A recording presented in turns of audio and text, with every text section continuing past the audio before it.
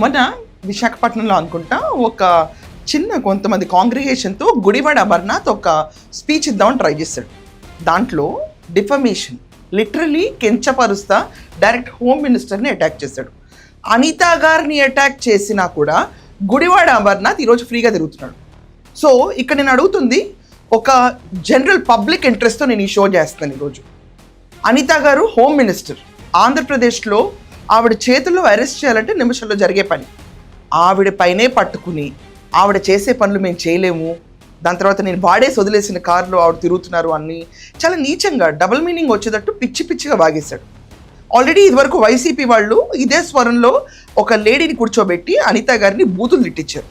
ఏంటండి ఇక్కడ ఒసే అనిత, చింతామణి,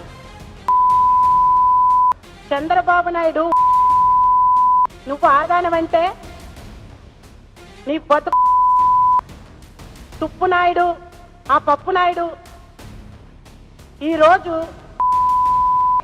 నువ్వు బయటకు వచ్చి మాట్లాడుతున్నావు. నువ్వు ఆడజాతికే కలకలమని ఎన్నిసార్లు చెప్తున్నా నీకు అర్థం కావటం లేదు అసలు.